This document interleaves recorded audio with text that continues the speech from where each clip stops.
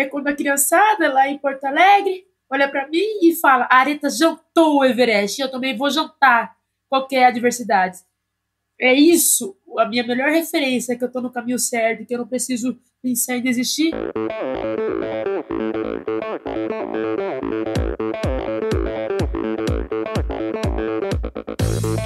Olá pessoal, aqui é o Nalberto do Vôlei. Olá, aqui é o Paulo Kakinoff.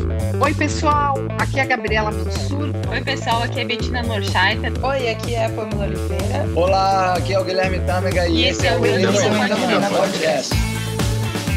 Sou Michel Bogli e aqui no Endorfina Podcast você conhece as histórias e opiniões de triatletas, corredores, nadadores e ciclistas, profissionais e amadores.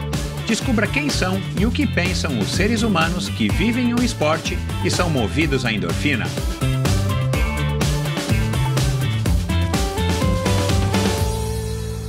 Olá, seja bem-vindo a mais um episódio do Endorfina Podcast. Esse e todos os episódios são editados pela produtora Pulsante. Bom, estamos começando agora aqui mais um episódio do Endorfina Podcast com essa figura que volta ao Endorfina um pouquinho mais de um ano depois. Ela esteve aqui em agosto do ano passado. E se você está seguindo o Endorfina no Instagram, que é o meu maior ponto de contato e divulgação dos meus episódios, você já associou aí ao nome, à imagem dessa montanhista negra e ousada, né? Ela ousou sonhar em escalar o Everest. Ela não partiu do nada, porque ela já era guia de montanha, ela é guia de montanha, e ela já tinha estado em alguns lugares aí bem pitorescos do universo da escalada, né, em algumas das principais montanhas, as mais notórias montanhas do mundo, mas ela nunca tinha ousado sonhar em escalar o Everest, e de repente ela decide escalar o Everest, e ela conta isso no episódio do ano passado, em agosto de 2020, em meio àquele caos da pandemia. Ela resolve, então, durante a pandemia, ela resolve então escalar o Everest em 2021, o que ela acabou conseguindo. Então, a gente vai falar aqui nesse episódio de hoje, que foi gravado no começo de outubro, sobre como é que foi essa trajetória final, porque nós gravamos em agosto, né? E ela contou sobre o projeto, ela estava ainda querendo engajar as pessoas, passar a mensagem, ela estava buscando os recursos financeiros, trabalhando muito, reciclando materiais como sucata de informática e tal, e treinando ao mesmo tempo, tendo que trabalhar, lidar com a pandemia. Lembram, né, pessoal? Parece que faz muito tempo, mas foi no ano passado que a gente teve essa pandemia que nos paralisou. Felizmente agora a gente já está menos paralisado, já com uma vida um pouco mais como era antes, né, de 2020. Enfim, e nesse episódio então aqui agora é mais ou menos como se fosse uma segunda parte.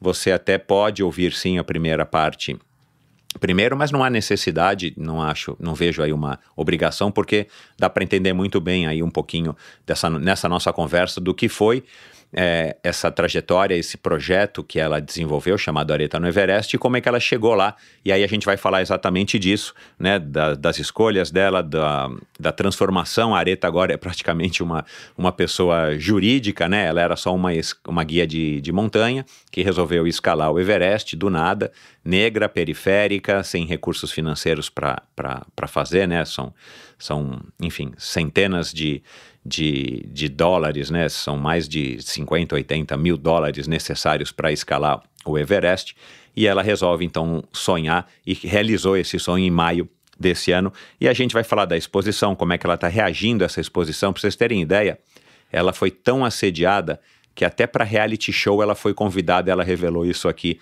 na nossa conversa. Então se liguem aí, porque esse é o tamanho, é o tamanho aonde chegou a repercussão desse feito de ter sido aí não apenas a sexta mulher brasileira a conquistar o topo do Everest, mas a primeira negra latino-americana. Isso é muito marcante e muito representativo, talvez muito mais representativo do que marcante. A gente vai falar disso. Ela é uma mulher super simpática, ela está super, enfim, está se preparando, ela está super treinada, porque já falou muito desse assunto, por isso que eu escolhi também gravar. Alguns meses depois eu percebi nas lives e tudo que eu estava consumindo da Areta, porque eu fiquei fã dela e ela sabe disso. Eu percebi que ela estava naquele modo automático, ainda meio que parecendo que estava ainda com jet lag do fuso horário do Nepal, e isso, né, semanas e meses depois dessa conquista. Então logo que ela chegou, eu falei com ela, mandei uma mensagem para ela e falei, Areta, eu vou gravar com você mais pro final do ano, né? E a gente conseguiu gravar agora em outubro, para que a gente possa conversar talvez com uma perspectiva melhor e você num estado mais consciente da realidade, né? Porque a chegada dela foi de fato um turbilhão aí de compromissos e lives e tudo mais e claro, né, ela cansada, exausta fisicamente, querendo descansar e tal, mas ela aproveitou o bonde, aproveitou muito bem. Ela falou disso aqui também, como é que ela está também se preparando nessa nova fase dela, pessoa jurídica, né? Ela agora tem sócio, tem uma empresa e ela está com um compromisso muito maior do que apenas ser a primeira negra latino-americana a ter escalado o Everest. Enfim, cara, foi uma conversa muito legal. Falamos de machismo, machismo na expedição, falamos de morte, falamos de inteligência emocional, falamos de, enfim, de como é que ela tá agora, a Areta pós-Everest. A Areta é uma mulher agora que escalou o Everest. Então foi uma conversa espetacular, tenho certeza de que vocês vão se inspirar muito com a história da Areta e eu já agradeço a sua audiência. E antes de começar essa conversa, eu quero lembrar vocês de entrarem no endorfinabr.com.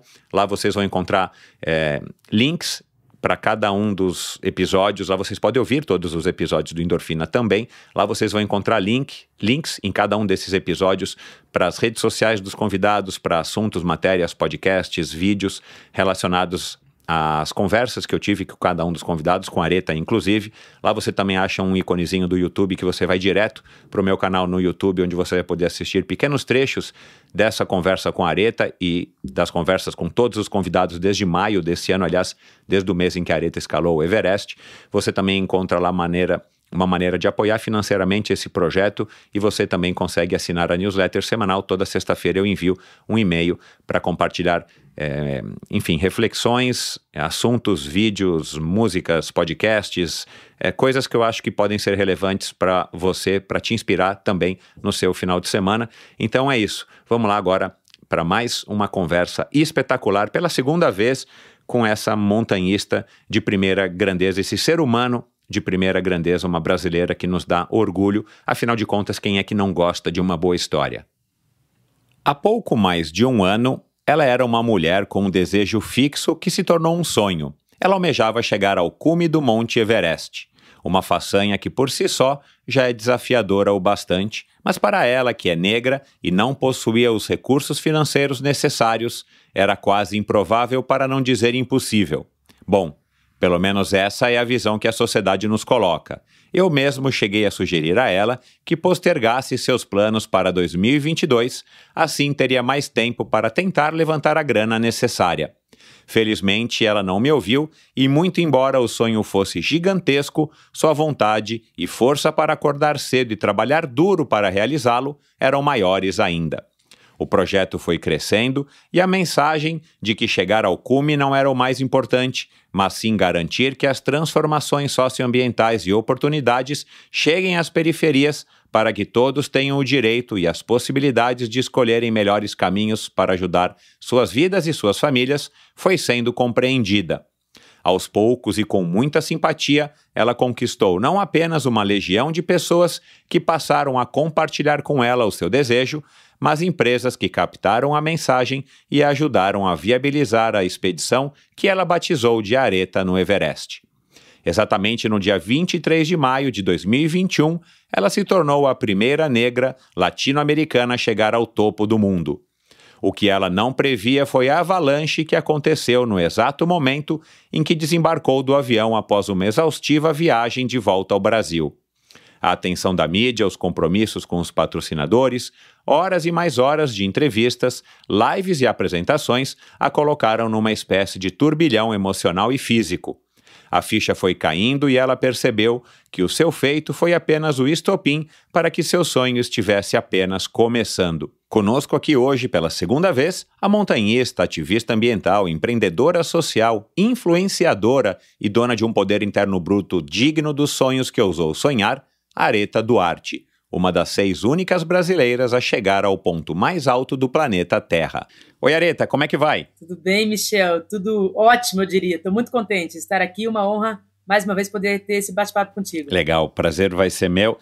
E eu já te dei os parabéns, né? Muito mais próximo lá de quando você voltou para o Brasil. Eu já te dei os parabéns agora, mas quero te dar os parabéns aqui publicamente, porque aquilo que eu acabei de te falar, assim, eu acompanhei bastante toda a tua trajetória, mas claro, a trajetória até chegar, né, no Nepal, e depois, claro, a tua escalada através do teu Instagram, e foi de fato bastante emocionante. Eu nunca tinha estado tão perto de alguém que escalou o Everest, pelo menos não que eu saiba, né? Então, de alguma maneira, assim, eu me senti muito próximo lá a você, como eu acho que você disse isso, acho que algumas vezes, né, Aretha? Que você estava, você se abasteceu, você se energizou da força, da energia das pessoas todas que contribuíram, desde com uma latinha que você catou para levar para reciclagem, até, claro, as pessoas que conseguiram e tiveram oportunidade de te apoiar através das plataformas de financiamento coletivo, os teus patrocinadores. Você acabou mobilizando, era só você lá no cume, quer dizer, você, o teu Sherpa e o pessoal que foi contigo, mas tinha aqui um batalhão, né, de pessoas atrás, ou aqui no Brasil, torcendo muito por você.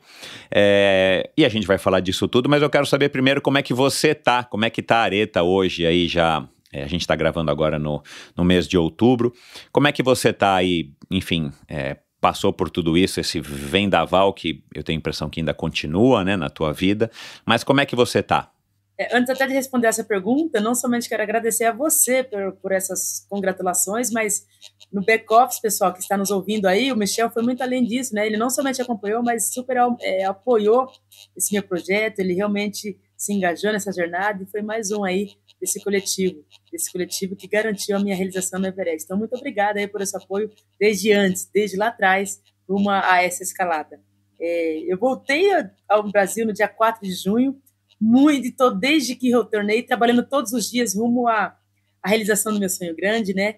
Que vai muito além da escalada Everest, a realização dos projetos socioambientais de transformação da sociedade, especialmente das periferias, a fim de garantir oportunidades a esse público.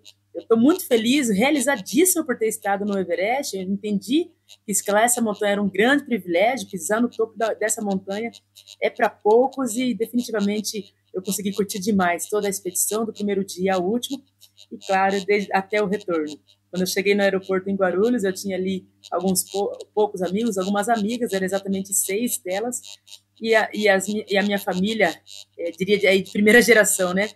Os familiares mais próximos estavam ali me aguardando. Senti muita saudade do Brasil, senti muita saudade de todos eles, mas eu pude realmente aproveitar com intensidade a minha empreitada no Everest.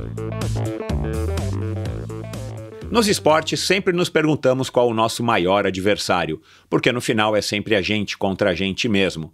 Por mais que a mente conte muito, chega uma hora em que o corpo pede e nosso físico nos chama para ir além. Por isso, iniciamos uma sequência de episódios especiais com o oferecimento da linha probiótica Pro Athletes, feita para atletas, disponível nas melhores lojas especializadas do Brasil. Siga @ProAthletesOficial_, saiba mais em probiotica.com.br. E esse episódio também é um oferecimento da Titanium. A Titanium Vida, Saúde e Previdência oferece as melhores soluções em proteção e segurança que você encontra no mercado para você e seus familiares, com planos de seguro de vida, saúde e viagem. A Titanium oferece serviços para o seu bem-estar, como o seguro de vida resgatável, que além de resguardar e proteger o futuro das pessoas que você ama, você tem a opção de resgatar os valores em seu seguro para utilizá-los no que quiser ou precisar. Outro serviço é o Seguro Saúde, com cobertura mundial, com livre escolha de médicos, clínicas e hospitais aqui no Brasil e em qualquer parte do mundo. A Titanium também oferece planos completos de seguro viagem. Siga @titanium.consultoria. Não conte com a sorte, conte com a Titanium. E por fim, esse episódio também é um oferecimento da Bovem Energia. Bovem, há uma década fornecendo energia e gerando resultados para consumidores do Mercado Livre. Quer ser livre? Fale com a Bovem, energia que inspira. Saiba mais em bovem.com.br e siga Bovem_energia no Instagram. Muito legal isso que você contou aqui agora, e eu tô curioso, né, porque por uma coincidência, quem estava fazendo a assessoria de imprensa para você logo que você chegou, eu não lembro nem como é que eu descobri, era o Doro, né, da ZDL. E aí falei, Doro, eu quero agora gravar com a Aretha, mas eu não quero gravar agora, eu quero esperar esse turbilhão, até porque eu acho que a tua perspectiva mudou, né? Todas as lives, os vídeos que eu assisti, a coletiva que você fez na chegada, enfim, eu imaginei, até pela tua postura, que você de fato estava ainda com aquilo tudo, tipo, né? Parecia que tinha acabado de tomar um caldo de uma onda gigante, você ainda estava ali, né? Tipo, ainda tendo que responder 1.500 perguntas, 1.500 compromissos, e daí falei com o Doro, né? Deixa eu esperar um pouco, eu quero gravar com ela daqui a alguns meses, até porque ela vai ter mais disponibilidade, deixa ela ir para os grandes meios de comunicação. Fantástico, né? Você foi para um monte de lugares legais, e aí eu fiquei pensando, pô, ela já tá com assessoria de imprensa, né, e tudo mais, aí ele me passou o contato do Bernardo, eu não sei qual que é a relação do Bernardo, onde que ele entra aí nessa jogada, aí eu falei, Bernardo, eu já gravei com a Aretha e tal, não sei o quê, eu quero agendar com ele, e aí você vê que, não, deixa eu ver se ela tem agenda, quando é que ela tem agenda e tal. Cara, a Aretha virou uma empresa, é isso? A Aretha S.A.? Isso mesmo. É isso mesmo, foi necessário virar uma empresa, não somente pelo número de solicitações que estavam acontecendo, mas principalmente para fazer com que esse desejo grande de transformação social e ambiental seja efetivado. Muitos recursos não podem chegar às pessoas físicas, como a Aretha, pessoa física.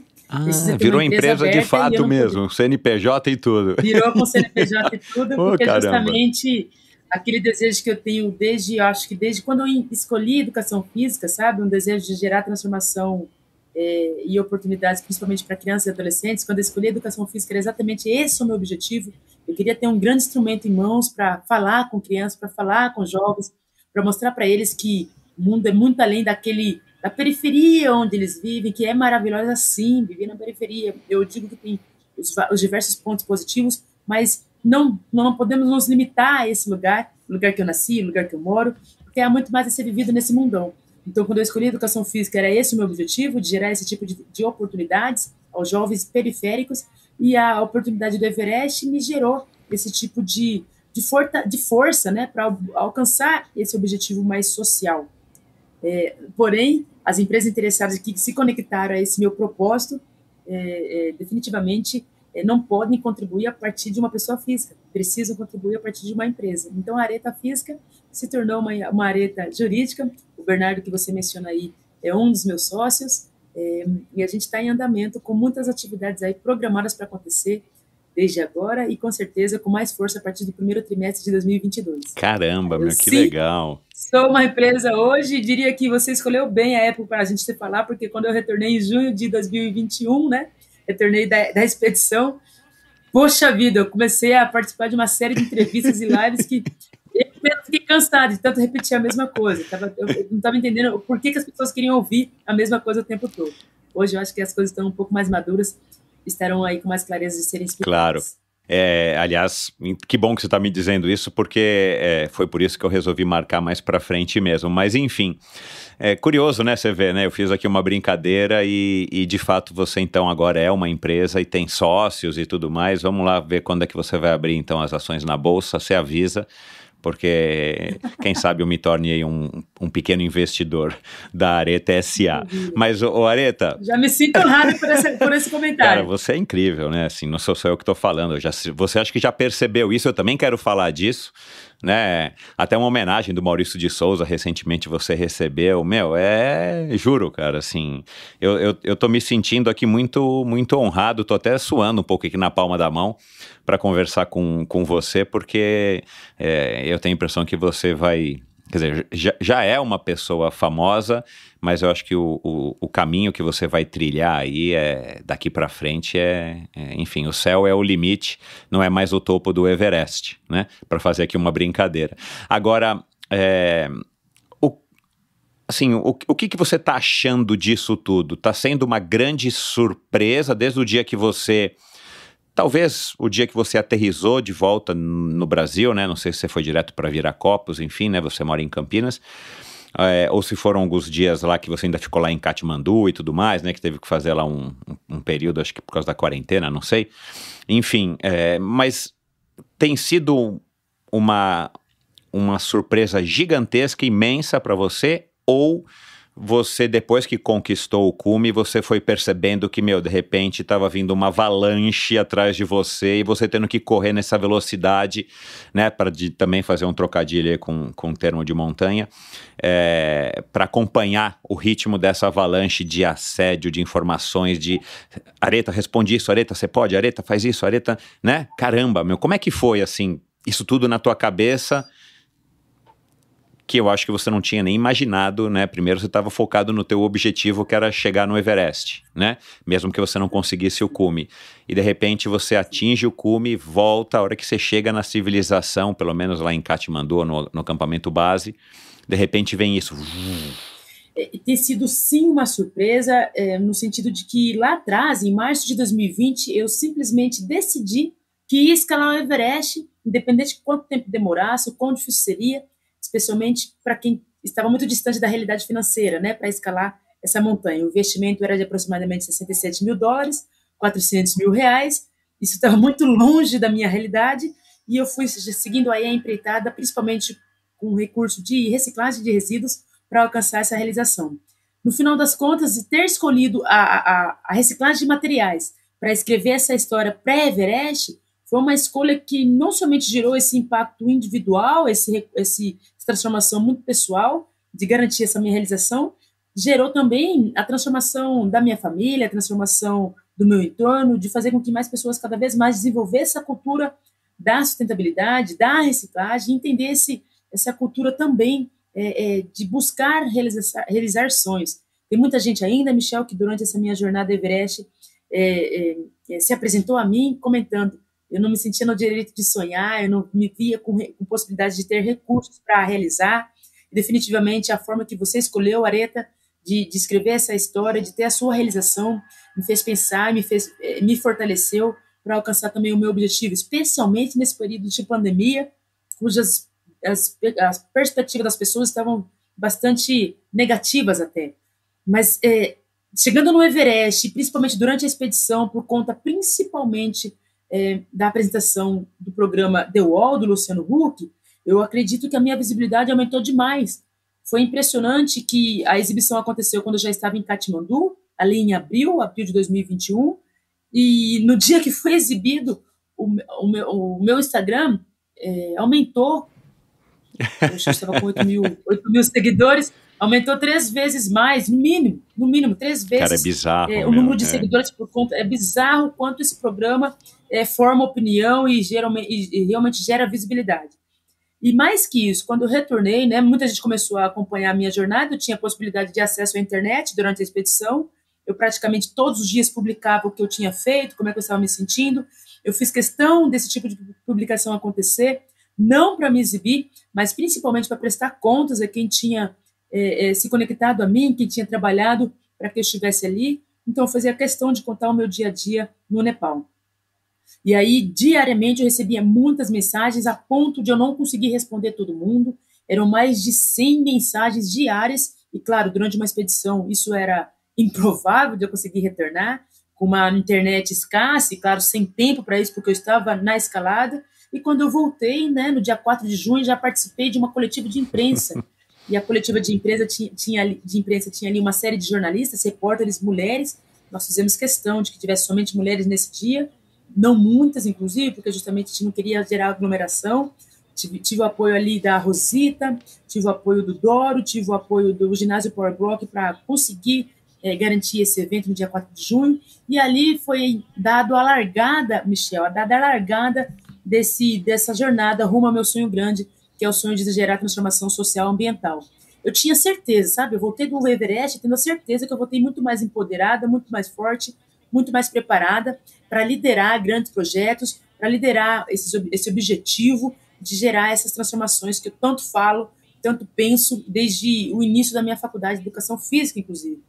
No entanto, eu não imaginava que a procura pela Aretha seria tão gigantesca. Não imaginava de verdade.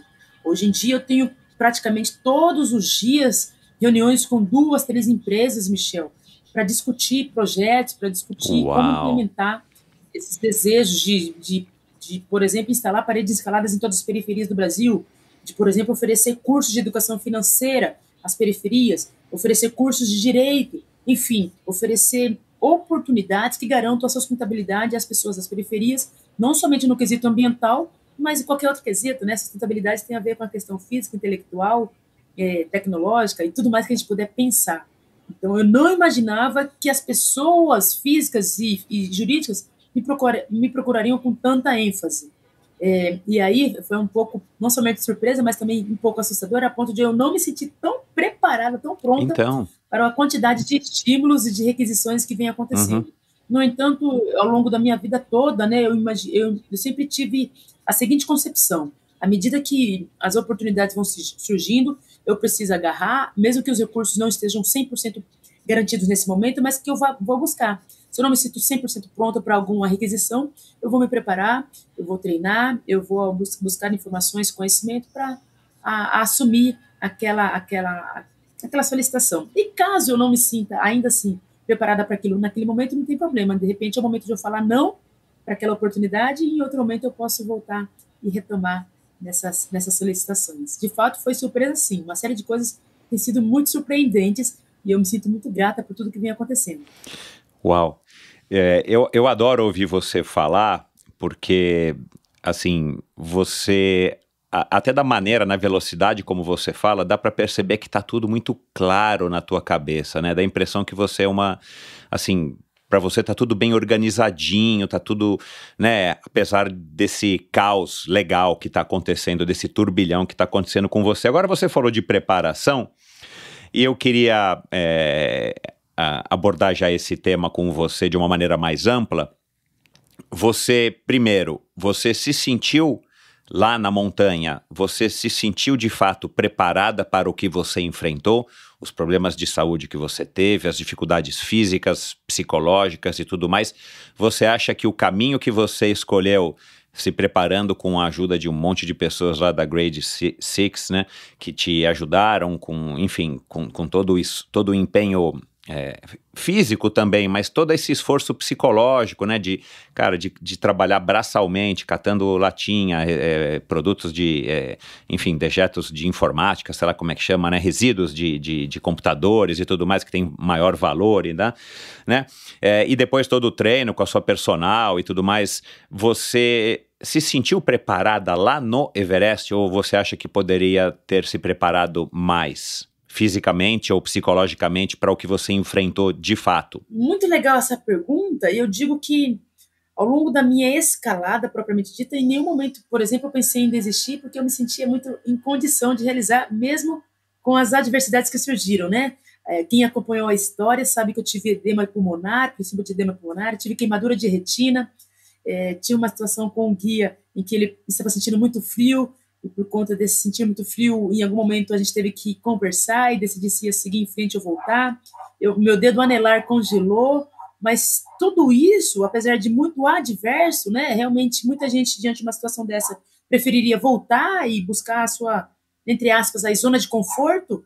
Eu em nenhum momento pensei, eu me senti não estar em condição de seguir em frente. Eu me sentia muito forte, apesar das adversidades, das limitações. De fato, o que foi muito novo para mim, Michel, foi um recurso, foi uma necessidade de desenvolver uma inteligência emocional por uma questão que eu nunca havia passado antes, uma questão de machismo. Eu acho que é uma das poucas vezes que eu venho falar isso em uma entrevista.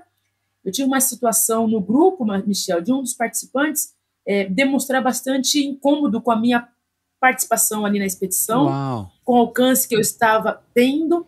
Em alguns momentos ele soltava frases que demonstravam esse machismo, que eu estou afirmando que existiu sim, e eu só tive a certeza de que era machismo quando outras pessoas o ouviram, quando outras pessoas do grupo vieram conversar comigo, e aí ficou claro para mim.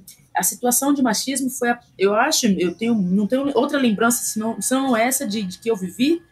É muito complicado, é um momento em que a gente, quando está sofrendo, a gente fica em dúvida, será que é isso mesmo? Ou será que eu estou interpretando mal? ou isso ou aquilo. Então é fundamental a gente ter muita tranquilidade, paciência, serenidade, empatia também, sabe? Tem que ter empatia pelo próprio agente aí, e aí eu percebi ali como é que eu ia lidar com essa situação. Eu que já trabalhava com grupos, eu que sou guia de montanha, eu que lido com pessoas há tanto tempo, desde a minha infância, eu gosto muito de gente, mas ali foi uma situação muito nova e num ambiente em que eu estava muito mais sensível do que qualquer outro, né? A gente, quando está numa expedição, numa escalada, a gente fica muito mais sensível, há muita alteração fisiológica e bioquímica no nosso organismo para conseguir se manter vivo naquele ambiente, então é natural que ficássemos ali sensíveis. E eu precisei ficar 2 dias reclusas na barraca, saindo muito pouco, ou para ir ao banheiro, ou para ter a refeição, mas interagindo pouco com as pessoas externas à minha barraca, tentando interpretar, fazendo contato com pessoas aqui no Brasil via telefone satelital ou WhatsApp, porque eu tinha esse acesso ali. E depois de 2 dias, finalmente eu consegui sair um pouco mais fortalecida, fazendo muitas orações, meditações, respirações. Não foi elementar lidar com essa situação, volto a dizer, mas finalmente quando essa pessoa se expôs um pouco mais, a ponto de ficar claro para todo mundo o que é que ela estava fazendo, as pessoas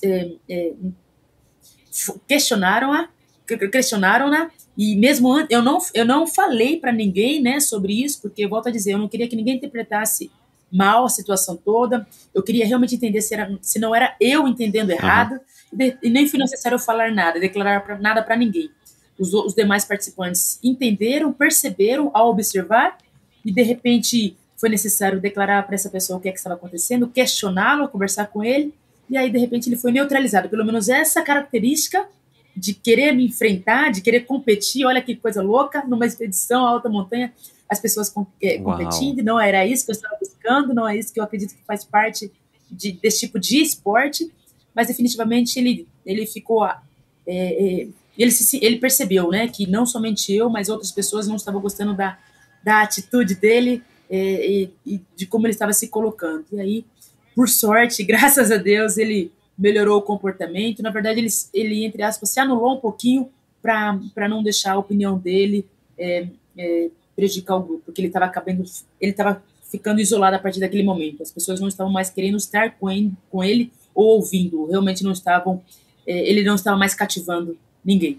E aí eu pude seguir em frente. Mas essa foi, com certeza, uma das situações mais difíceis, e eu diria que eu nunca tive a oportunidade antes de ter me preparado para isso. Eu acho que, realmente, por conta de eu nunca ter vivenciado isso antes.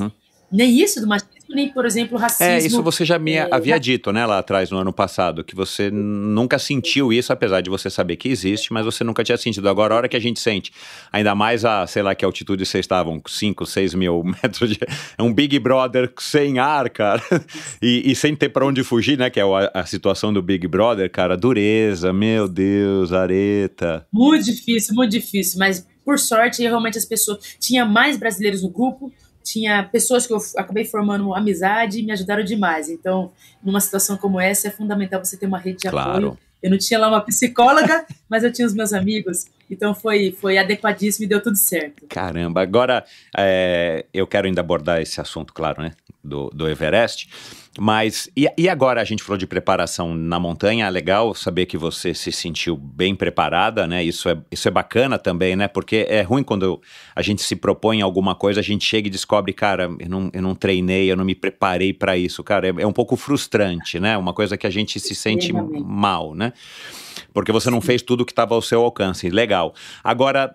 Na volta agora, né, a areta pós-Everest, né, tem areta pré-Everest, tem areta pós-Everest.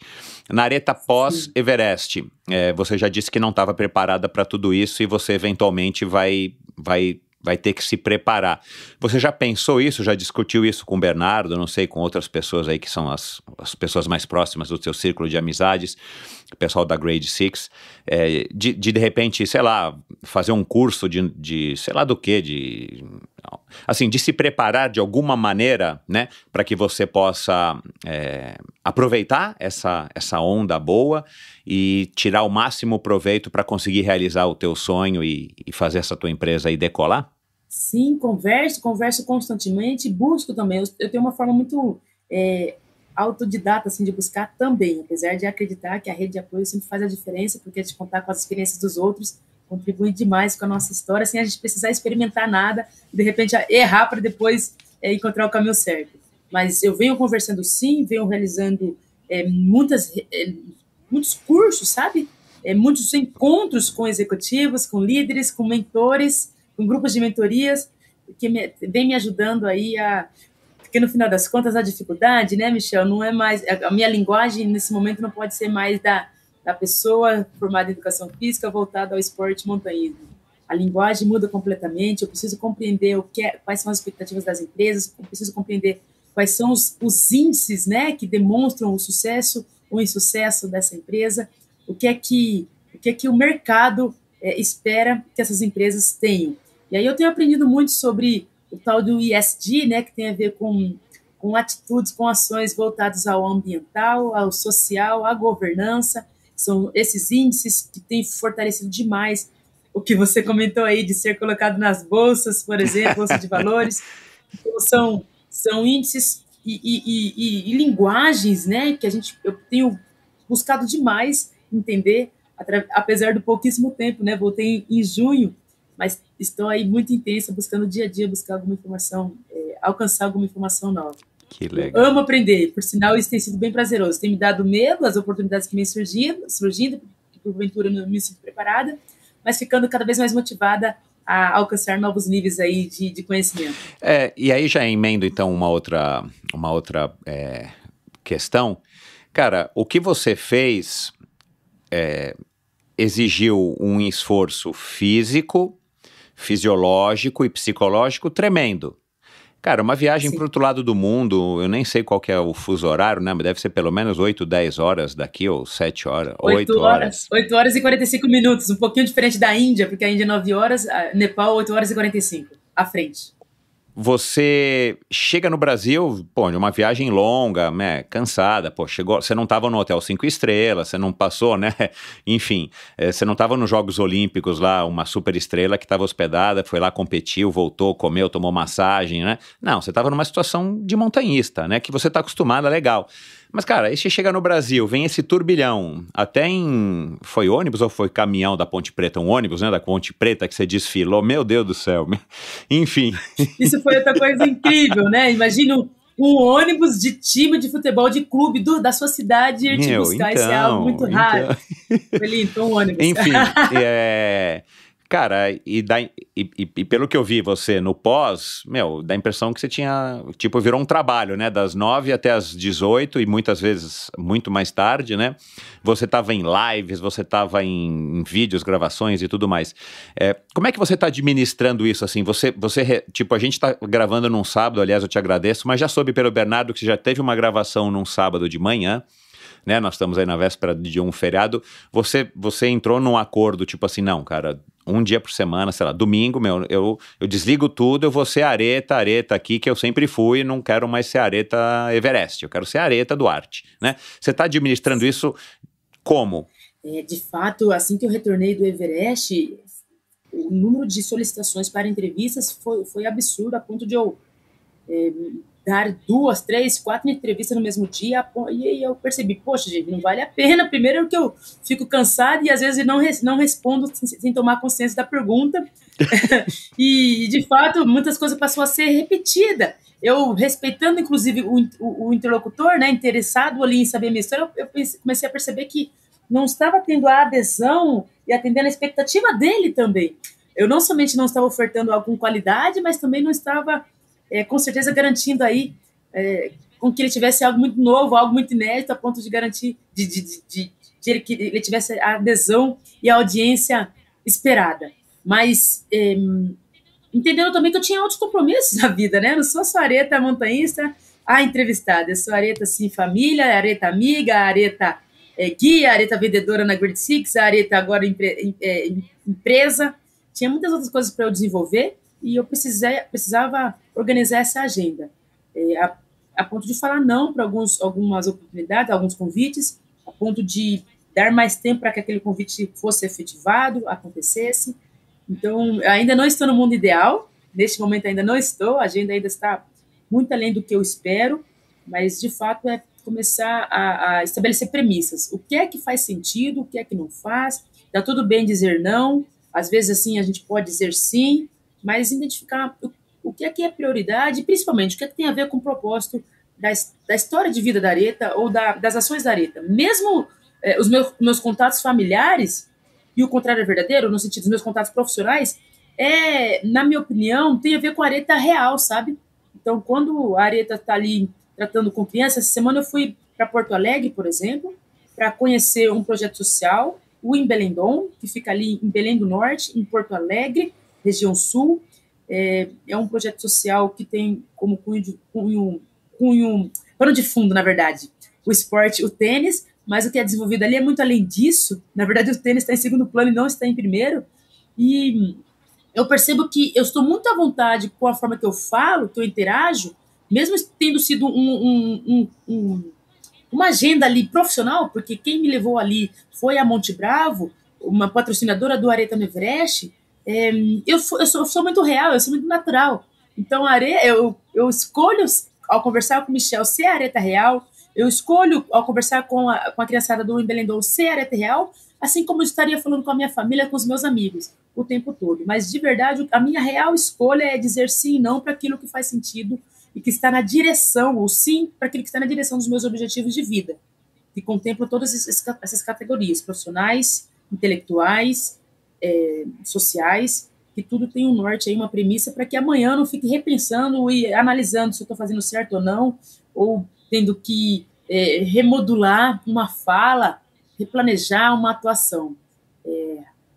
Basicamente, eu tenho aprendido a dizer sim e não para organizar essa agenda. Bacana. Você, na hora que vocês constituíram essa empresa, nesse processo, que ainda teve isso, né? Você ainda teve que se estruturar com o trem andando, né? Vocês chegaram a cogitar se essa tua empreitada, essa tua realização,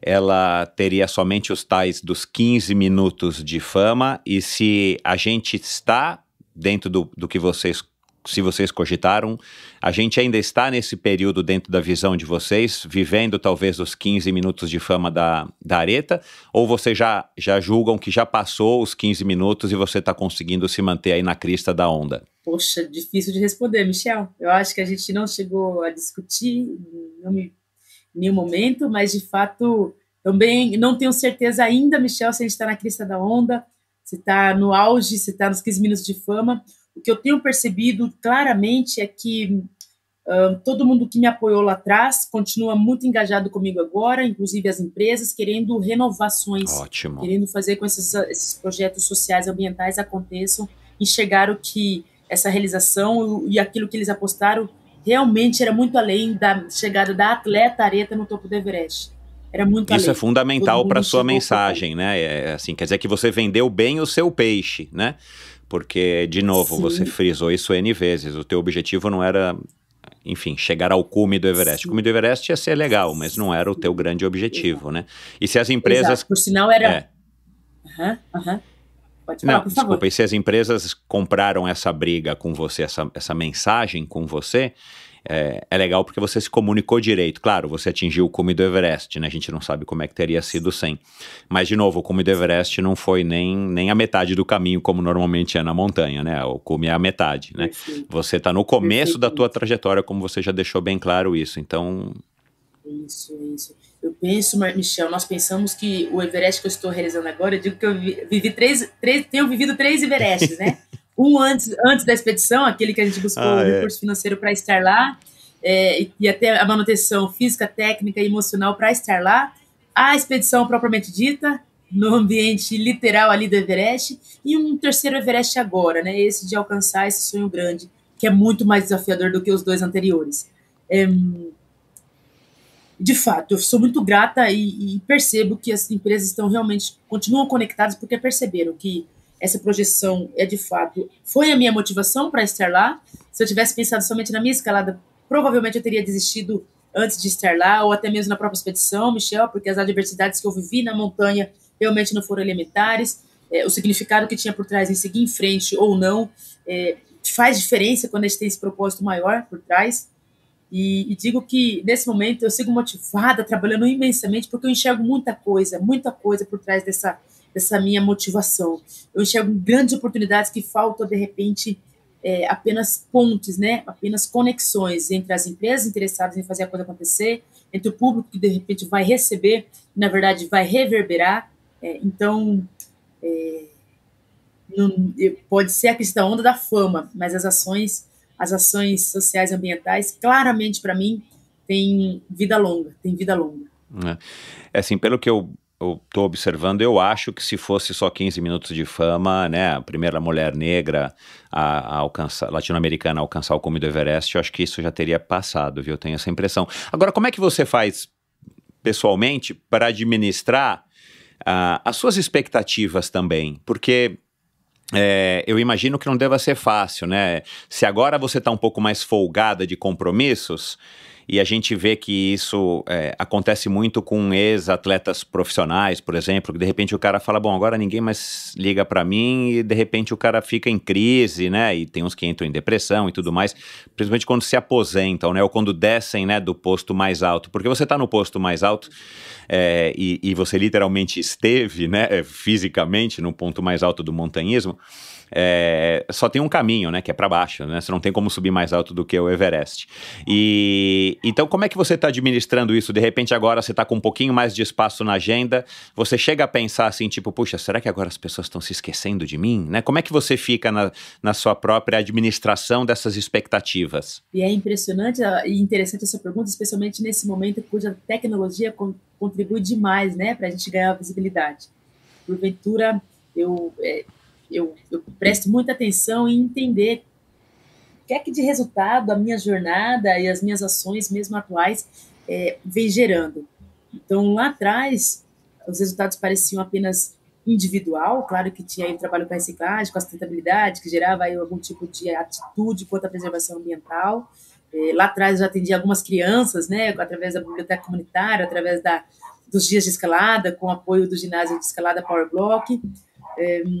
Mas, de fato, eu acho que esse referencial de pessoas nos procurando, seguindo, demonstrando que eles são nossos fãs, que eles, entre aspas, aí, nos idolatram. Eu não gosto dessa palavra, tá? Eu detesto, eu gosto de pensar que nós somos todos iguais, ninguém tem que estar acima de ninguém, mas, de fato, as pessoas entendendo que eu era algum tipo de inspiração.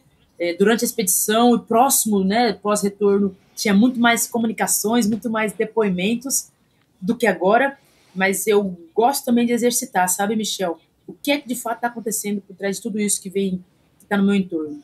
Hoje as ações são muito mais efetivas, né? O meu objetivo não era alcançar fama, o meu objetivo não era aumentar o número de seguidores, o meu objetivo não era alcançar status quo, e continua não sendo. O meu objetivo é perceber transformações em pessoas. O meu objetivo é levar 10 pessoas, 10 crianças lá no ginásio de escalada. Eles perceberam que era um esporte que eles nunca tinham experimentado. Chegando lá, eles ficam vislumbrados com aquele ambiente, retornam contando um monte de história, chegando em casa, testemunhando para os pais, né? Que dia lindo que eles tiveram e que eles querem o tempo todo passando aqui na porta da minha casa. Eu continuo morando na periferia de Campinas e não vou mudar daqui nunca. Eles passam aqui, oi, Areta, tá tudo bem? E aí, quando é que é a sua próxima escalada? Mas e aí, quando é que a gente vai direto de novo para a parede de escalada? Então é isso que me faz perceber que a minha jornada e o meu caminho tá certíssimo. É quando a criançada lá em Porto Alegre olha para mim e fala, a Areta jantou o Everest, eu também vou jantar qualquer adversidade. É isso, a minha melhor referência, que eu tô no caminho certo, que eu não preciso pensar em desistir, é perceber algum tipo de resultado imediato, principalmente em crianças ou mesmo em adultos, que me encaminham mensagem, Areta, obrigada por compartilhar sua história, obrigada por não desistir, obrigada por ter me feito sair da depressão. Enfim, é esse tipo de coisa que é o meu melhor termômetro para saber se eu estou no caminho certo ou não. Se algum dia eu tiver 0 seguidores, 0 pessoas retornando, né, que está fazendo a diferença, mas ainda assim eu enxergar que a minha atitude, mesmo que eles não verbalizem, gerou algum tipo de transformação na vida deles, eu fico muito satisfeita. Eu já acho que, poxa, eu consigo ir em frente porque esse é o caminho certíssimo, corretíssimo. Mesmo que a fama caia. E eu não quero fama, eu quero resultado. Houve algum momento que de fato você chegou, sentou, sei lá, talvez aí à mesa com a sua mãe, ou deitou a cabeça no travesseiro e você falou, agora eu vou pro Everest? Não sei se foi a entrada de algum patrocinador um pouco mais parrudo, com uma quantidade maior, assim, que deu aquele, né, que fez aquela contribuição financeira para somar, né, pelo menos o mínimo que você precisaria. E como é que você reagiu àquele momento, assim, deu aquele friozinho na barriga, agora não tem volta, porque, né, não é mais uma coisa minha, né, que você chegou lá, sei lá, vendeu o material reciclado, juntou o dinheiro é teu, porque você trabalhou e conquistou, e eventualmente você fala, não, talvez é melhor ir em 2022, como até eu acho que eu cheguei a te aconselhar, eu falei, Aretha, a situação tá difícil, né, eu tentei te ajudar e tal, mas eu falei, cara, talvez seja mais legal se você já pensar em, de repente, adiar para 2022, porque vai te dar um alívio de mais tempo para juntar a grana que você precisava, né? Que bom que você não desistiu. Enfim, e eu dei essa minha opinião, foi só uma opinião, como eu te disse, né? E que bom que você não seguiu. Mas, enfim, como é que foi houve esse momento, né? Tipo assim, não, agora aconteceu isso hoje ou amanhã é o dia que vai acontecer se eu assinar esse contrato, se der tudo certo, aí eu vou. E como é que você reagiu a esse momento? Assim, foi um frio na barriga? Como é que foi? Sim. Primeiro, esse seu comentário, né, antes de eu ir para a expedição, eu super respeitei, porque de fato era uma jornada muito nova para mim, né, Michel? Eu escolhi estar no Everest a partir de uma decisão muito individual, nada profissional, e que exigia muito trabalho, muito esforço, e de fato eu passei por diversas oscilações aí na jornada, de estresse, de esgotamento, que demonstravam definitivamente que talvez não fosse possível estar no Everest em 2021. Racionalmente falando, talvez fosse necessário realmente adiar. Poxa, como seria? Como seria? Eu em nenhum momento pensei em desistir, porque eu tinha 3 critérios, né, 3 premissas estabelecidas. Eu pensava o seguinte, eu dizia o seguinte, que desde quando eu tinha escolhido iniciar essa jornada, que foi em março de 2021, eu só não iria para o Everest por 3 motivos. Um deles era estar doente, a ponto de eu não conseguir estar lá. O outro, a pandemia permanecia, as fronteiras permanecerem fechadas. Ainda tinha seja, não isso, tivesse autorização local. E o terceiro é realmente não ter alcançado o recurso total para estar lá. Eu não queria ir para o Everest, Michel, e deixar dívidas para minha família. Porque eu entendia que ir para o Everest significava também arriscar a vida. Eu podia ficar no Everest, eu sabia desse risco de morrer na montanha. E estava tão claro para mim, a ponto de eu celebrar pela primeira vez, assim, de conta própria, o meu aniversário em fevereiro de 2021. Eu nunca celebro o meu aniversário, eu não gosto de ser destaque em nenhum tipo de celebração, eu não gosto de chamar a atenção, eu não gosto que as pessoas fiquem batendo palma, Aretha, parabéns, eu não gosto de ser o foco do evento, eu não gostava pelo menos, mas nesse ano eu decidi celebrar o meu aniversário porque eu entendi que poderia ser o último.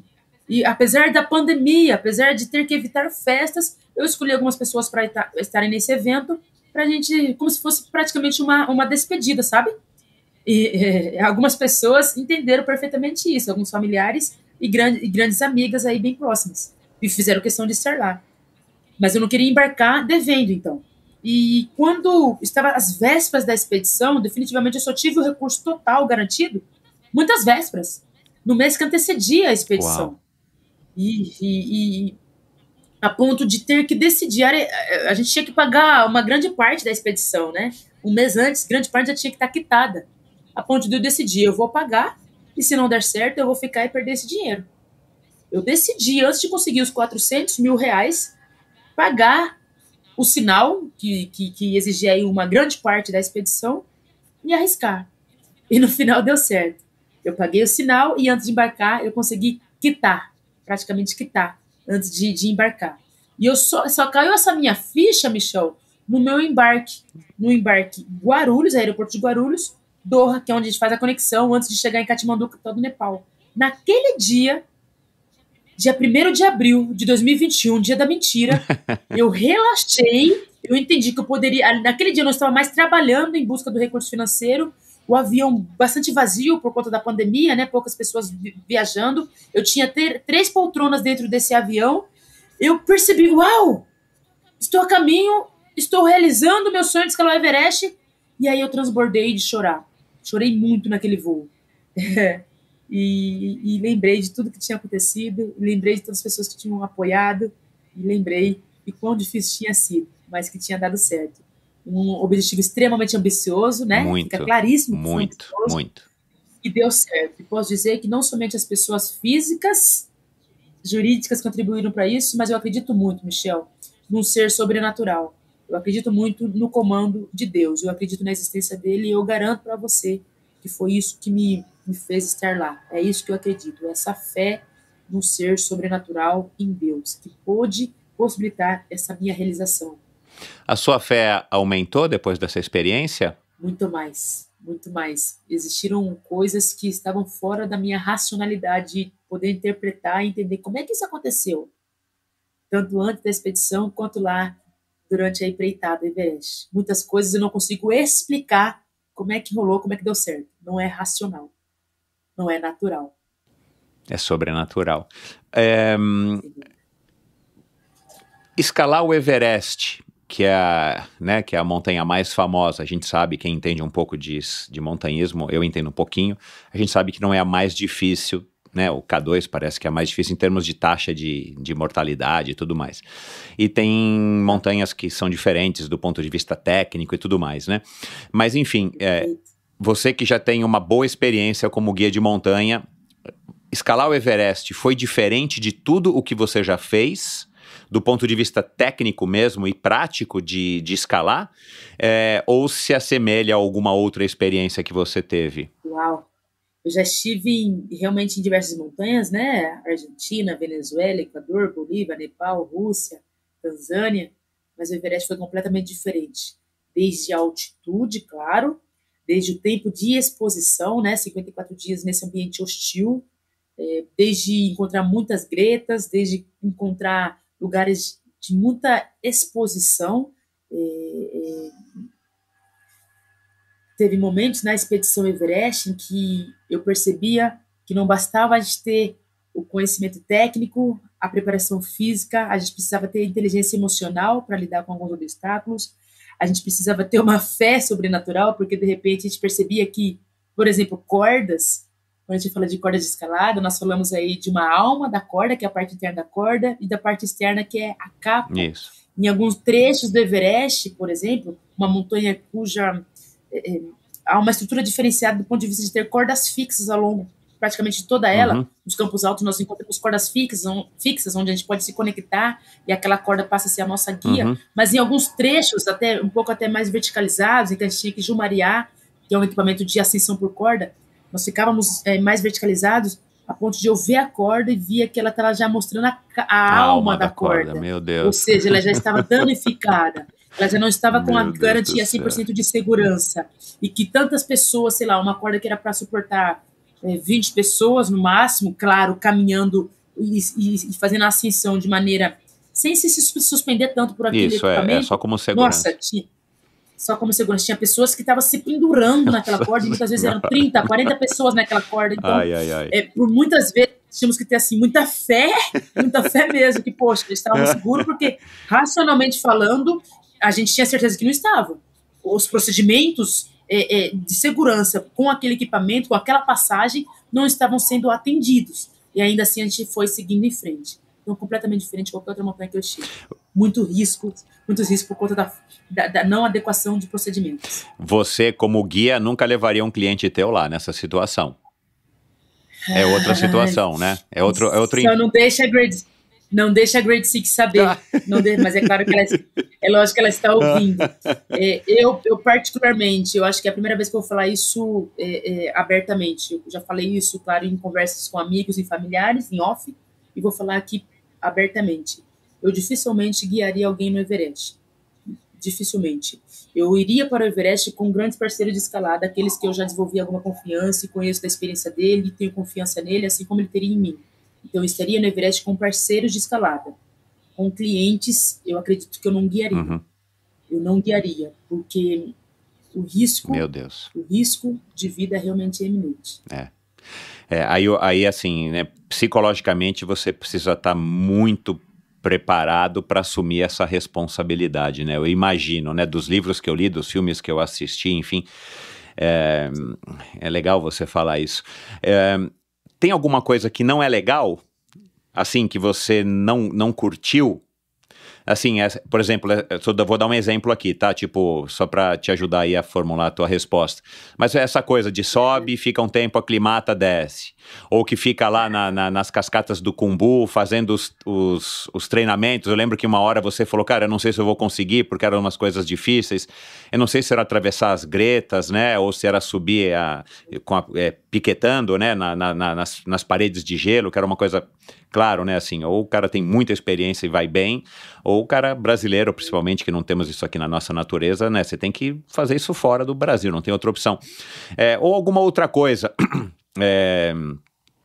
não vou nem falar do desconforto físico, mesmo de ter que ir ao banheiro, tirar a roupa, não tirar a roupa direito, ou de comer comida liofilizada e tudo mais, mas alguma coisa assim que, tipo, se não precisasse ter, você tiraria dessa equação de subir o Everest? Deixa eu pensar. Desconfortos tem realmente diversos, né? A mulher, eu acho que sofre um pouco mais desse tipo de ambiente. Ela tem que se expor um pouco mais. Ir ao banheiro para a mulher é mais complicado.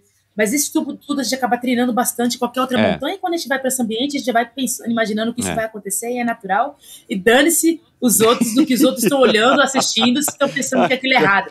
Eu realmente tenho, dureza, eu tenho muita tranquilidade de lidar com essa situação lá e desapego. Mas o que eu poderia descartar, poxa, uma coisa que não é legal mesmo, né? Não é legal mesmo, é encontrar com corpos. Eu encontrei 5 corpos na expedição. Nossa senhora, ainda tem isso. E isso, por mais que a gente tenha assim, uma frieza, por mais que a gente, poxa, tente desenvolver, a gente tem a expectativa de que a gente vai encontrar, é natural que encontre. É interessante, é natural que encontre, mas pode ser que não encontre, tá? Eu falo isso porque, por exemplo, o Carlos Canelas, né, que é um grande amigo aí de alta montanha, ele já esteve lá 2 vezes, ele falou que nunca encontrou corpos. Ai, que sorte. Eu falei, mas estranho. Sorte mesmo, porque inclusive no próximo do topo da montanha, ele já esteve lá uma vez no topo, existe um bem próximo do topo que está há 8 anos lá. Eu falei, como é que você não viu esse corpo? Ele falou, não vi, Areto, não vi, não sei o que aconteceu, eu não vi. Mas de fato, esse momento de ver corpos é um momento muito triste, é um momento que a gente gostaria de que não acontecesse, porque a gente começa a se colocar no lugar daquela pessoa, a gente começa a pintar qual era a história dessa pessoa. É um momento que eu, inclusive, nem consegui tirar foto, né? Porque às vezes a gente quer tirar foto de tudo. Nesse momento, eu definitivamente respeito aquela pessoa ali. Eu não fiz nenhum tipo de registro e foram 5 corpos ao longo do percurso. Então, isso eu descartaria. Os demais desconfortos, tem muita coisa que não é legal, mas eu acho que fazem parte e eu consigo ter uma leitura positiva e natural daquilo tudo.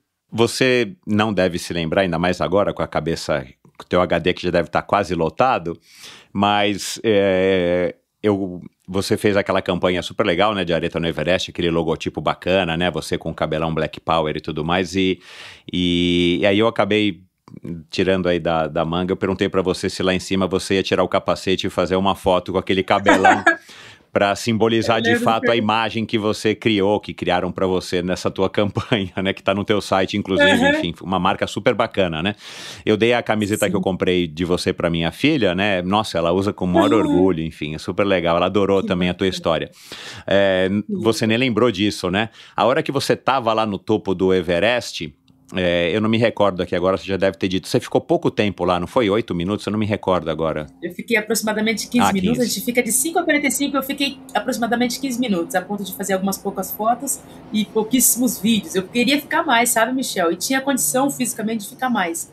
Mas o meu guia estava realmente desesperado para voltar, porque ele já estava sentindo muito frio desde lá de baixo. E eu fiquei o tempo que foi possível e retornei. Agora, falando aí do cabelo, eu lembro bem desse comentário teu, e mesmo que eu tivesse tempo, não teria dado para fazer essa foto, porque eu cometi a gafe, eu digo assim, de fazer trancinhas no cabelo, Michel. Ah, é verdade. Eu fiz um monte de trancinhas agora que eu tô lembrando, é verdade. Não sei como chama, miçanga, sei lá. Eu fiz são várias tranças, e eu escolhi fazer as tranças porque eu imaginava que seria muito mais prático, de realmente ter que higienizar menos, nos preocupar com pentear. Foi a primeira vez que eu fiz tranças no meu cabelo.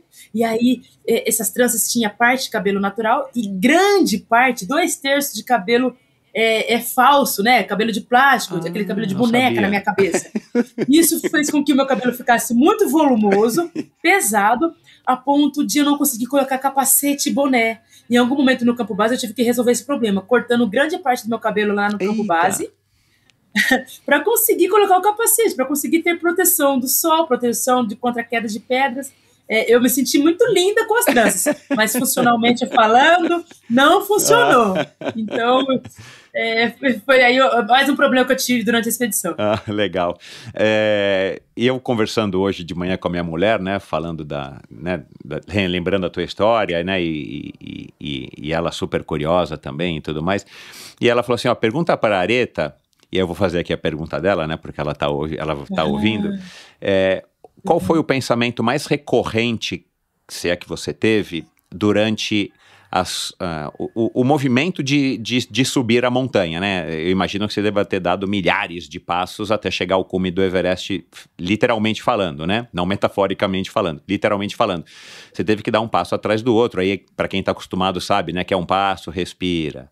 Dá um passo, respira, né? Mesmo com oxigênio, porque não é tão simples assim.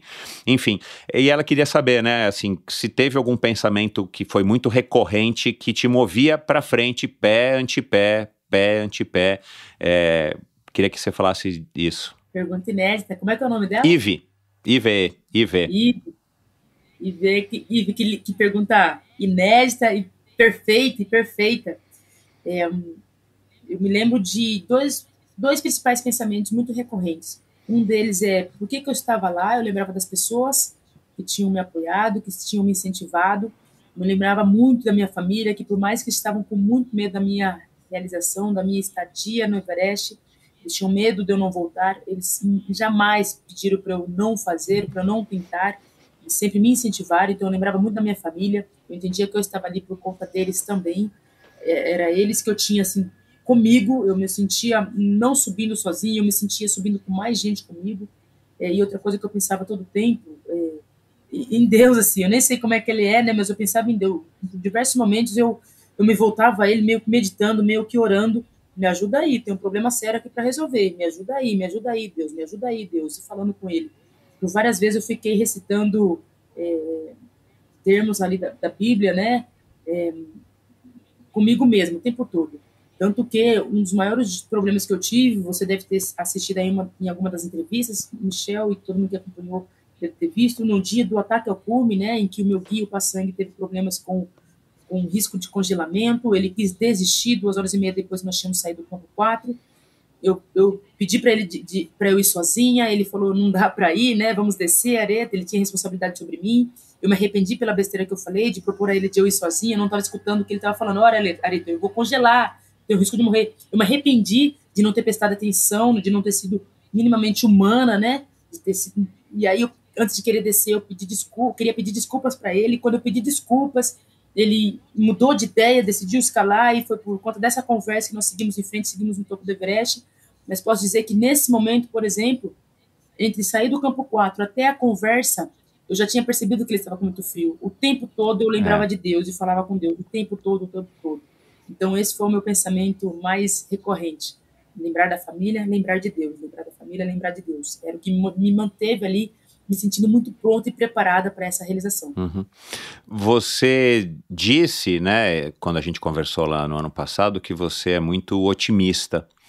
E deu para perceber, claro, que você também é muito resiliente, né? Porque o teu caminho não foi simples, né? E a resiliência é isso, é você enfrentar os obstáculos e nunca desistir, né?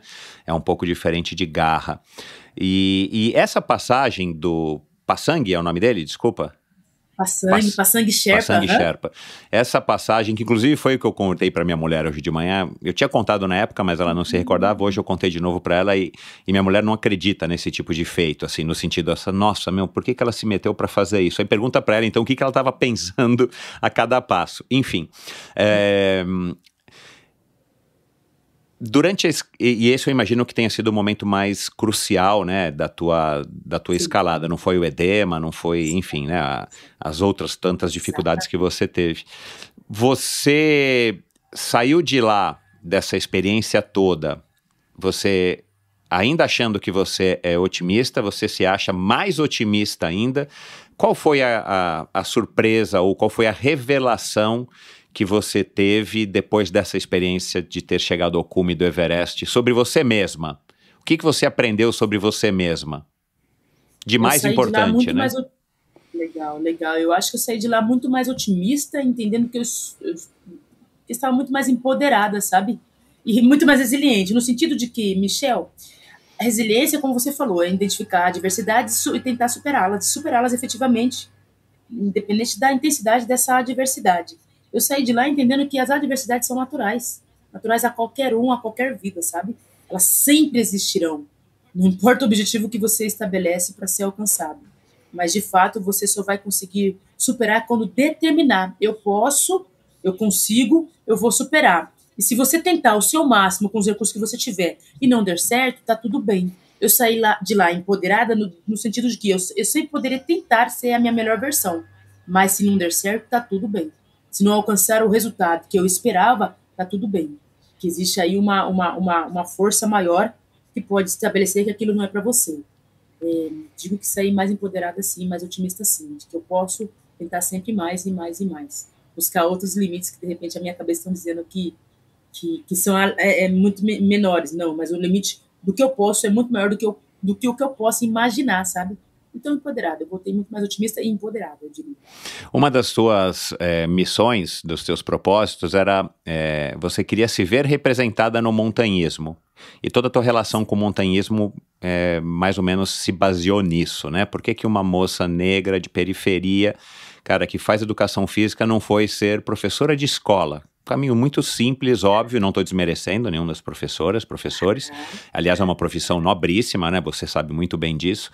Mas, cara, você resolveu se embrenhar num negócio de montanhismo que, né, é na nata da nata, e você conseguiu, e não só se envolveu e conquistou o teu espaço na montanha, na Grade 6, que acho que é uma das melhores, ou a melhor empresa de montanhismo do Brasil, mas, cara, você foi lá ao Everest, foi lá, subiu e, né, deixou a tua marca, que ninguém tira isso de você pro resto da vida, e você sabe disso, da relevância que isso tem na vida de todo mundo que escalou o Everest até hoje, desde o Hillary até as pessoas que escalaram com você na temporada de 2021, que parece que foram muitas também, né, isso achei legal. Enfim, Você acha que você já contribuiu muito pelo fato, né? Vamos supor que você não fizesse mais nada hoje, né? Se tivesse uma estafa, sei lá, se sumisse da face da terra, não vou mais fazer nada perante isso. Mas você acha que você já deu um passo que te agrada com relação a se ver representada ou a ser representada e representar essa imagem de uma mulher periférica negra perante todo mundo que pôde ter o prazer de te assistir, e as pessoas que não te assistiram ainda, que vão te conhecer nas próximas gerações? Não, eu acho que tem muito a ser feito. Muito a ser feito. Eu acho que eu ter escalado, ter gerado essa abertura de portas e essa visibilidade é muito pouco, contanto que a gente precisa mudar, do ponto de vista estrutural, realmente. E ter uma energia, condição e muitas ideias para fazerem acontecer. De fato, na prática, há muito a crescer. Por exemplo, no final desse mês de outubro, eu pretendo estar na Pedra Grande Atibaia, com outras mulheres e com outras pessoas negras, realizando uma atividade que parece muito simples comparado ao Everest, mas, de fato, unir essas pessoas negras, ter a atitude, a ação efetiva, prática, de fazer com que essas pessoas estejam praticando o montanhismo, de fazer com que essas pessoas estejam nesse tipo de ambiente. Então, ter escalado não é o final da história. Há muito a ser feito, e eu tenho trabalhado para fazer acontecer. Eu tenho muita energia ainda para trabalhar muito, para ver as coisas acontecerem na prática. Por enquanto, para mim, está muito teórico, você sabe? Essa leitura que eu tenho. Uhum. Nesse momento está teórico. Eu quero efetivamente ver as pessoas praticando e tendo a ocupação desse espaço. Quero ver. Legal demais. Bom, para a gente caminhar aqui para o final, Aretha, não vou tomar muito do teu tempo, deixar você descansar. Como é que tá a tua relação com o Everest agora, assim? Né, porque para quem não ouviu, né, fica aqui a recomendação para ouvir não só o Endorfina, mas pesquisar na internet e ouvir as suas conversas antes, né? Mas você já tinha, claro, sabia do Everest, já era montanhista, você viu uma foto lá do Santalena, né? Do Carlos, né, Santalena, você viu uma foto dele como é o nome do lugar? Perdão, agora me fugiu. a foto do Vale do Silêncio, que é uma parte do Everest. O Vale do Silêncio, presencialmente, fisicamente, estando lá, é mais bonito do que o da foto? Muito mais, muito mais. Deixa eu só te fazer um adendo aqui, aproveitar que você fez esse comentário. O dia que eu tive a oportunidade de passar pelo Vale do Silêncio pela primeira vez foi o dia que eu estava com edema pulmonar e parecia que talvez fosse a minha única oportunidade de estar lá, porque um edema pulmonar geralmente é curado quando a gente volta para a cidade. Então, quando eu fiz o meu primeiro ciclo de aclimatação, fui ao campo 1, eu já cheguei com edema pulmonar, e no dia seguinte eu poderia tentar ir ao campo 2 para depois descer, ou poderia descer direto ao campo base. O Vale do Silêncio está entre o campo 1 e o campo 2, e eu decidi ir nesse dia, por mais difícil que estivesse, porque podia ser a minha última oportunidade. E, nossa, quando eu cheguei lá, Michel, o Vale do Silêncio, o nome faz jus ao que acontece lá. Por mais que tivesse muitos montanhistas passando, é um silêncio tremendo que a gente ouve ali. Já ouviu falar em ouvir silêncio? Eu ouvia os meus órgãos, eu ouvia assim, o movimento do meu corpo estando ali. A minha respiração foi intenso demais e valeu muito a pena. Enfim, aí você viu a foto do Vale do Silêncio e falou, eu quero escalar o Everest. Foi simples assim que essa moça aqui, que está conversando conosco, decidiu escalar o Everest, foi lá e escalou. Essa tua história é fantástica, cara. Essa tua história é fantástica. Enfim, então como é que tá a tua relação com o Everest hoje? Tá cheio de pôster, a foto de protetor de tela do teu celular, do computador, é o Everest? Ou você tá um pouco saturada, não quer... Você já viu, tá lá registrado, daqui a pouco você vai ver. Como é que tá? Tá cheio de pôster do Everest na tua casa? Como é que tá isso? Aí, o Michel é bom nisso, turma. Ele sempre traz perguntas inéditas. Poxa, que delícia. É interessante que eu tenho um arquivo pessoal de diversas imagens do Everest, com vídeos, com fotos, que eu não publiquei em lugar nenhum. Inclusive, com a ajuda do próprio Gabriel Tarso, né, que estava lá na expedição comigo, trabalhando com o Gustavo Ziller. Nós temos imagens minhas e dessa montanha que não foram divulgadas, e eu não quis nem mesmo acessar, sabe? Eu não acessei esses arquivos pessoal desde que eu retornei, porque de certa forma eu ainda estou digerindo tudo que eu vivi lá. Porém, todo mundo que pergunta, então você voltaria para o Everest? Eu digo, voltaria no dia seguinte, amanhã. Eu voltaria amanhã se eu tivesse a oportunidade financeira. Tudo que eu vivi lá realmente foi incrível, maravilhoso, a ponto de eu querer repetir. Se um dia eu tiver a oportunidade, eu voltarei para o Everest. Assim para tentar o cume, né? Não é só para estar na montanha. Tá. Para tentar o cume, exatamente. Eu voltaria a realizar tudo isso novamente. E diria que eu realizaria, claro, de uma maneira muito mais eficiente. À medida que a gente já conhece o caminho, e já percebe onde é que nós tivemos dificuldades, até de relação operacional e logístico, muita coisa mudaria para mim. Eu faria, com certeza, de uma maneira muito mais eficiente. Então, eu voltaria, apesar de não estar acessando fotos e vídeos aí que foram registrados. Quem sabe apareça essas imagens em algum documentário, alguma série, algum vídeo. Tá tudo guardadinho. Isso que eu ia te falar. Guarda aí suas 7 chaves, né? Tem um livro bem bacana que você pode publicar, né? Tem um documentário, vamos lá.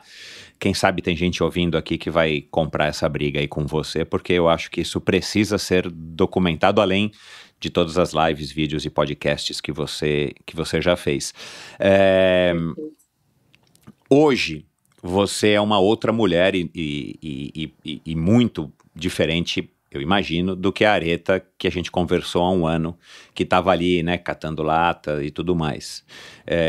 O que você diria para essa Aretha? Porque eu fiz essa pergunta para você, o que você diria para a Aretha de 20 anos? Eu não sei se você se recorda. E você disse que não teria muito para dizer, ou diria tipo assim, como é que você chegou aqui, né? E agora que você chegou ao cume do Everest, o que você diria para aquela Aretha lá de 2020? Muito obrigada, Aretha de 2020. Muito obrigada. Sensacional. Muito obrigada. Muito obrigada por você seguir em frente, por você acreditar, por você aceitar ajuda, por você aceitar pessoas generosas ao seu redor, por você acreditar em você. Muito obrigada por você acreditar fortemente que seria possível realizar e garantir essa Aretha que você é hoje. Eu costumo dizer, Michel, que eu sou a média das pessoas com quem eu mais convivo e a média das experiências que eu tenho. E a experiência de ter escalado o Everest, e a experiência que eu tenho tido de alcançar projetos sociais e ambientais, tem me empoderado demais, tem me engrandecido demais, tem me feito perceber que a minha missão enquanto ser vivente está sendo cumprida. Então, muito obrigada, Aretha do passado. Muito obrigada mesmo. Sensacional essa resposta. Só para terminar antes, que eu vou querer fazer aqui as 5 perguntas de novo, como eu fiz para você no ano passado, mas... Essa dá frio na barriga, hein? Você consegue aqui se lembrar ou citar qual foi, assim, o convite mais esquisito que você recebeu, ou mais surpreendente que você recebeu, a oportunidade mais bizarra que te apareceu, né, nesses últimos 3 meses e pouco? Convite mais bizarro. Ai. Tipo, vai num programa de show de calouros, ou vai, assim, ser jurada, sabe? Um negócio assim, né? Você teve agora em Porto Alegre, foi lá ver um negócio, um projeto de tênis, né? Que não é nada estranho, mas assim, tem alguma coisa que te chamou a atenção, que você falou, olha, estão me chamando pra isso, e eventualmente você foi, ou você não foi, enfim. Eu recebi 2 convites, eu não achei bizarro, mas eu achei assim, caraca, será que eu devo aceitar? 2 convites semelhantes. Foram 2 convites para reality shows. Uau! Um pré-Everest e um pós-Everest. Um era para fazer Largados e Pelados, dos brasileiros. Sei. Dos brasileiros, isso foi pré-Everest. Eu de bate-pronto não aceitei, porque entendi que, poxa, não tinha a ver com o meu perfil, e também estava às vésperas da expedição Everest, não tinha por que arriscar uma atividade como essa, em que a gente tem tanto esgotamento físico e emocional, então não valia a pena ir, e não contribuiria para eu alcançar o recurso para Everest. E tanto que eu indiquei outras pessoas para fazer, pessoas que gostam de montanha, eu indiquei, e deu certo de uma delas estarem lá. É provável que seja exibido esse programa até o final desse ano. E o segundo foi também reality show pós-Everest, uma plataforma de stream, me convidou para participar de um reality show voltado à atividade de aventura. Seria uma gravação por 20 dias, e eu não aceitei, por 2 motivos principais. Um, porque eu estava esgotada do Everest, eu não me sentia fisicamente bem e emocionalmente bem para participar de um reality show como esse, que com certeza, quando eu entro em alguma coisa, eu entro para competir de algum modo, né, estar na minha melhor versão. Eu sabia que eu não tinha a possibilidade de ser a minha melhor versão naquelas condições pós-Everest. E pelo quesito recurso financeiro que ofereceram. Eu entendia que o recurso financeiro que eles ofereceram enquanto premiação não me ajudaria com esse sonho grande de gerar transformação social e ambiental. Então, estava muito distante dos meus valores, das minhas premissas. Foram convites curiosos que eu disse não. Eu precisei falar não. Caramba, que legal. Largados e Pelados, eu nunca assisti, eu já passei pelo canal, não tive a curiosidade de assistir, mas, cara, eu não sei quem é que teve essa ideia, mas é bizarro, tá louco, cara. Meu Deus do céu. Enfim, vamos lá para a reta final aqui, Areta. Já me estendi demais aqui. 5 perguntinhas para você responder da maneira mais breve ou com a primeira coisa que vier à cabeça. Os 7 cumes estão no plano? Não estão, apesar de algumas montanhas já ter escalado desse projeto de 7 cumes, mas eu nunca projetei esse projeto. Pode ser que aconteça, eu nunca digo sempre, mas nesse momento não estão nos meus planos. Cidade ou a montanha? Ambos. Eu sou equilibrada a partir da visita nos 2. Um só não me resolve. Aí, sobre um parênteses aqui, quando você volta para a cidade depois de ter passado 2 meses, né, na montanha praticamente, né, não é literalmente na montanha, mas praticamente na montanha, dá também assim esse conforto de tomar um banho no teu banheiro, um banho com água abundante, de ter uma cama que é a sua cama, comida que é a sua comida da sua mãe. Isso também te dá esse conforto, assim, uma sensação boa de ter deixado a montanha? Totalmente. Eu acho que essas coisas que são básicas, né, são as coisas essenciais que eu realmente valorizo, a ponto de, durante a expedição Everest, no finalzinho da expedição, eu falar para minha mãe: mãe, por favor, quando a senhora for me buscar lá no aeroporto, leva para mim aquela marmita com arroz, feijão e chuchu com bacon. Olha que simples que é esse prato. Uau. Mas era a saudade que eu tinha dessa comidinha da minha mãe. Valorizo demais quando eu retorno. Mais ainda, né? Legal. Um sonho. Ou sonho. O sonho que eu tenho é de enxergar que todo mundo, parece platônico, né? Mas que todo mundo reconhece esse poder interno bruto, de que eles podem realizar o que eles bem entenderem. Mas mais que isso, o meu sonho é identificar que as pessoas, por mais que elas identifiquem esse poder, esse potencial, que as oportunidades cheguem. Muitas vezes a gente não consegue realizar aquele grande sonho porque fica tão difícil a gente batalhar pela oportunidade, pelo recurso. Enfim, o meu sonho é enxergar que está todo mundo realizando o que se propôs a fazer, as melhores coisas da vida. Esse é meu sonho. É mais ou menos a mesma resposta que você deu, achei que pudesse ter mudado. E eu vou perguntar de novo, e o cume? Michel, é uma parte de uma jornada incrível que a gente tem antes de chegar lá, uma parte da jornada incrível que nós temos muito depois de chegar lá. O cume é uma parte, uma coisa que eu não vendi, nunca vendi para ninguém, como não é garantia, uma coisa que eu não comprei. Eu, quando falei com patrocinadores, por exemplo, eu jamais falei que eu ia chegar no cume, eu falei que ia executar a minha melhor, teria ali o meu melhor desempenho físico, emocional, técnico para eu chegar onde eu pudesse chegar. Mas o cume jamais foi o meu objetivo. Tanto que, durante a expedição Everest, quando alguém perguntou, Areta, com esses problemas que você tem tido, edema pulmonar, queimadura de retina, e se você tiver que voltar, o que você vai falar com o patrocinador? Eu vou falar, posso falar palavrão aqui? Não vou falar, né? Vou falar um sinônimo do palavrão que eu usei lá, tá? O palavrão foi dane-se a pessoa jurídica ou a pessoa física que me apoiou. Se eles não entenderam que a minha jornada aqui tem muito mais a ver com... vai muito além do cume, vai muito além do topo, não deveriam estar comigo. Então, dane-se se eu, de repente, tiver que desistir antes do topo. Cume é só uma parte da jornada. E, por fim, o sucesso. Ai, sucesso. Sucesso. Só essa palavra? Não tem nenhum complemento? Você é uma mulher de sucesso? Eu sou uma mulher de sucesso à medida que eu assumo o objetivo, a oportunidade que está à minha frente e eu vou à frente tentando realizar. Não necessariamente alcanço o resultado que eu tinha expectativa de alcançar. Por exemplo, eu sou uma mulher de sucesso na expedição Everest, não porque eu cheguei no topo do Everest, porque eu cheguei lá e aceitei passar por essa experiência de escalada dessa montanha.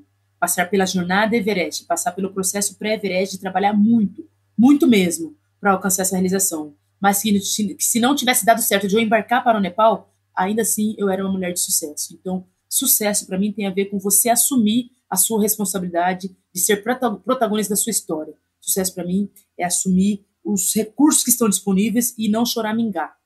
Assumir o que está disponível e dá para fazer o que você puder com isso que está aqui agora. É isso, eu sou uma mulher de sucesso sim. Parabéns. Eu sei que você está com um novo projeto lá no Apoia-se, né, que eu vi, para te ajudar aí nessa tua empreitada aí dos ginásios. Quem quiser entrar em contato com você, claro, pelas redes sociais, para te perguntar, para te elogiar e tudo mais, eu acho que as pessoas vão fazer isso muito ainda mais agora, depois dessa segunda conversa aqui no Endorfina. Mas quem quiser, de fato, contribuir mais ativamente, né, seja com conhecimento, seja com dinheiro, principalmente, ou empresas, pessoas jurídicas, pessoas físicas, te acha ou te procura através de onde agora qual é o departamento na sua empresa, né, ou passa o telefone da tua assistente ou da tua primeira assistente para que eles possam entrar em contato com você e eventualmente contribuir e se juntar nessa tua linda jornada aí desse sonho de estar levando aí a acessibilidade, inclusão, sustentabilidade, o tal do ESG, né? A tua empresa já é uma empresa que já nasceu na alma ESG, né? Não são igual essas grandes empresas que estão tendo que se adaptar para entrar aí nos termos do ESG, do ESG. Enfim, como é que as pessoas entram em contato com você para te ajudar, para se juntar aí nessa caminhada que está apenas começando, hein, pessoal? Atenção, se vocês não pegaram o recado, eu estou sendo bem explícito aqui, a Areta está apenas começando. Exato. É uma projeção de curto, médio e longo prazo. Realmente, até o fim da minha vida, eu vou estar atuando para essas transformações sociais e ambientais. A central de atendimento é basicamente a minha rede social, o Instagram. O Instagram, então todo mundo que entrar ali no @Areta_Duarte, Areta com THA, né, _Duarte, vai encontrar ali o contato para palestras, o contato para patrocínios, para apoio. Vai encontrar também, atualmente, Michel, e acredito que quando for exibido essa nossa entrevista, também estará ativo o projeto do livro. Tem um livro já sendo escrito. Eu estou contando com 2 jornalistas me ajudando, que é a Débora e o Rodrigo Grilo. Eles estão me ajudando a escrever. Claro que a gente precisa bancar o serviço de editora, de edição, os serviços da gráfica, de impressão. A ideia é que seja lançado em março de 2022. Então, eu estou fazendo uma rifa nesse momento, uma rifa que qualquer pessoa no Brasil pode adquirir, porque é uma rifa virtual. Do meu carro, o carro que me ajudou na projeção. A picape. A picape, isso mesmo. Mais R$10 mil em dinheiro são os prêmios aí dessa rifa para fazer com que esse livro aconteça e seja lançado em março de 2022. Então, e aonde? No teu site eu não vi nesse negócio da rifa, tá? No site eu não vi. Começou recentemente, tá ali no Instagram, no site não tá mesmo. Tá. Não tá mesmo. Bom, Pode mas a colocar hora no que site, for tem ao ar razão. já vai estar no site, provavelmente. Enfim, vamos lá então ficar Isso mesmo. atento. Eu vou comprar já aí um número, pode ter certeza, Areta, e peço aqui para que as pessoas também se sensibilizem e ajudem aí a Areta. Não é a Areta que a gente está ajudando, né? A gente vai estar ajudando a Areta a ter forças para ajudar uma quantidade enorme de pessoas aí. A venda do livro também com certeza vai ajudar. Enfim, Areta, mais uma vez, muito obrigado, parabéns, eu sou seu fã de carteirinha, pode ter certeza, e eu vou deixar aqui para o suspense da terceira participação da Areta no Endorfina, quem sabe em março, quando você lançar o livro, para saber se depois da Areta famosa, Areta empresa, se você recebeu alguma proposta bizarra de casamento, mas a gente vai deixar isso para ser nos próximos capítulos ou do próximo episódio do Endorfina na Areta 3, tá bom? Não precisa responder agora. Areta, mais uma vez, muito obrigado, foi um prazer enorme conversar com você nessa segunda vez, foi mais legal ainda do que a primeira, e eu tô aqui arrepiado e contente por ter te conhecido, cruzado o teu caminho e ter podido acompanhar toda essa tua trajetória nos últimos, sei lá, 18, 20 meses que você conseguiu conquistar tudo isso que você conquistou. Parabéns, viu? Michel, muito obrigada. E a recíproca é verdadeira. Eu me sinto honrada de estar aqui. E eu sempre repito, para quando você fez o convite lá atrás, eu falei, será que ele vai demorar muito para fazer essa entrevista? Ele queria fazer meses depois do meu retorno. E eu dizia, com o Michel eu quero falar logo, porque são perguntas muito inteligentes, sabe? Obrigado. Diferentes demais. É sempre muito delicioso conversar com você. Muito obrigada, Michel. Tomara que tenha assim esse terceiro aí. E quem sabe em março de 2022. Obrigada. E ótimo final de semana para você. Obrigado. Tchau, Areta. Um abraço. É isso, pessoal. Espero que vocês tenham curtido a volta da Areta aqui no Endorfina. Que mulher fantástica. Eu não vou ficar aqui elogiando muito, porque já elogiei bastante, já elogiei a Areta o suficiente, mas é um ser humano fantástico. Então, muito obrigado pela sua audiência. Entrem de fato em contato com a Areta. Vamos lá apoiar, comprar aí uma rifa dela. Vamos lá prestigiar esse trabalho dela. Ela é uma mulher que merece todo o nosso apoio e atenção. Vamos repercutir esse episódio. Agora eu vou pedir mais do que nunca. Vamos espalhar isso para mais e mais pessoas, porque ela é uma mulher que de fato merece toda essa atenção, todo esse sucesso que ela está conquistando.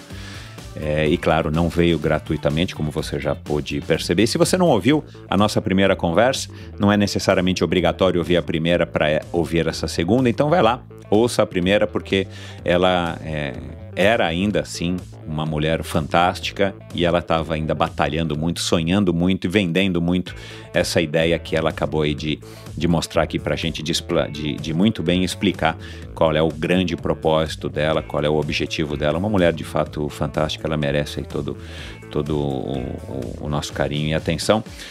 O episódio dela é o episódio número 161, o episódio do ano passado. Se você não ouviu também o episódio da Rosita Belin, que nós falamos aqui dela, foi a Rosita, aliás, que me apresentou a Areta, que sugeriu que eu gravasse com a Areta. Então, a Rosita já passou por aqui também, uma fotógrafa, assessora de imprensa, super polivalente, faz todo quanto é tipo de trabalho, e trabalhou muitos anos na Brasil Ride, trabalhou em provas de aventura, trabalhou em rallies, enfim, tem uma história muito bacana. E eu lembrei aqui de dois personagens que eu gravei.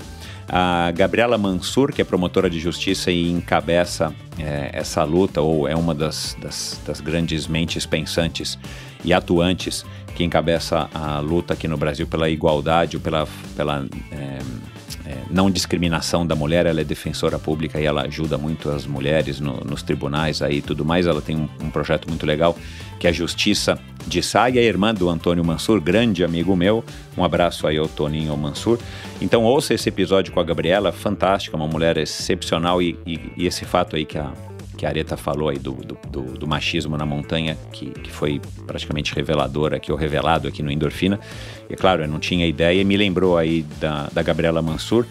E do Daniel Chaves, não tem nada a ver, o Daniel Chaves é um maratonista, nosso maratonista aí que teve em Tóquio agora esse ano, um super maratonista, mas ele teve aqui, se eu não me engano, foi no começo de 2020, acho que ainda pré-pandemia, e ele disse que um sonho dele depois de se aposentar é escalar o Everest. Eu me lembrei dele aqui agora, não sei porquê, quer dizer, por razões óbvias, né, de escalar o Everest, mas eu não sei por que ele me veio à cabeça, enfim. Então fica aí a sugestão para vocês ouvirem aí mais outros episódios do Endorfina. Você encontra esse e todos os episódios do Endorfina em todas as plataformas de podcast, inclusive nessa que você está ouvindo aqui essa conversa, e também no meu site, no endorfinabr.com. Lá você vai encontrar todos os links para as redes sociais da Areta, para os projetos da Areta, para o site da Areta e eventualmente para um ou outro assunto que a gente conversou aqui na conversa de hoje. Você encontra também a mesma coisa para todos os outros convidados. Isso vale para todos os episódios do Endorfina, desde o primeiro lá com a Fernanda Keller em junho de 2 ou 3 de junho de 2017. Uau, faz tempo. E lá também no meu site você encontra um link para o meu canal no YouTube, onde você vai ouvir trechos das conversas de todos os meus convidados desde maio desse ano. Então, um canal no YouTube, Endorfina TV com Michel Bogli, onde eu estou compartilhando também trechos dessas conversas que eu acho que são interessantes para você absorver conteúdo, para você se inspirar de uma maneira mais prática e direta e, claro, com o apoio da telinha para você ver os meus convidados se expressando. Lá também você encontra a maneira de apoiar esse projeto, da mesma maneira que você pode apoiar o projeto da Areta, você pode apoiar esse projeto do Endorfina Podcast através da plataforma Apoia-se. Você vai lá no meu site, clica e vê como é que funciona, e desde já eu agradeço a todo mundo que está apoiando já desde aí do começo dessa minha iniciativa, que acho que foi em 2018 até agora, e as pessoas que por acaso vão começar a apoiar agora. Então, muito obrigado pelo seu apoio, sua ajuda é muito bem-vinda.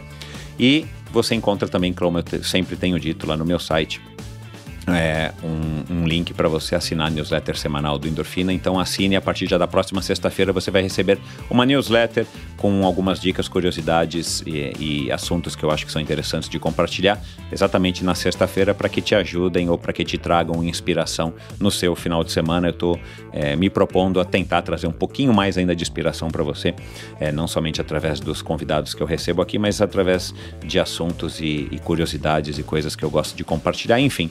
E é isso, pessoal. Muito obrigado. Até a semana que vem com mais um episódio do Endorfina Podcast. Valeu! Nos esportes, sempre nos perguntamos qual o nosso maior adversário, porque no final é sempre a gente contra a gente mesmo. Por mais que a mente conte muito, chega uma hora em que o corpo pede e nosso físico nos chama para ir além. Por isso, iniciamos uma sequência de episódios especiais com o oferecimento da linha probiótica Pro Athletes, feita para atletas, disponível nas melhores lojas especializadas do Brasil. Siga @ProAthletesOficial_, saiba mais em probiotica.com.br. E esse episódio também foi um oferecimento da Titanium. A Titanium Vida, Saúde e Previdência oferece as melhores soluções em proteção e segurança que você encontra no mercado, para você e seus familiares, com planos de seguro de vida, saúde e viagem. A Titanium oferece serviços para o seu bem-estar, como seguro de vida resgatável, que além de resguardar e proteger o futuro das pessoas que você ama, você tem a opção de resgatar os valores em seu seguro para utilizá-los no que quiser ou precisar. Outro serviço é o Seguro Saúde com cobertura mundial, com livre escolha de médicos, clínicas e hospitais aqui no Brasil e em qualquer parte do mundo. A Titanium também oferece completos planos de seguro viagem. Siga @titanium.consultoria no Instagram. Não conte com a sorte, conte com a Titanium. E esse episódio também foi um oferecimento da Bovem Energia. Bovem, há uma década fornecendo energia e gerando resultados para consumidores do Mercado Livre. Quer ser livre? Fale com a Bovem, energia que inspira. Saiba mais em bovem.com.br e siga @bovem_energia no Instagram. Esse e todos os episódios do Endorfina Podcast são editados pela produtora Pulsante.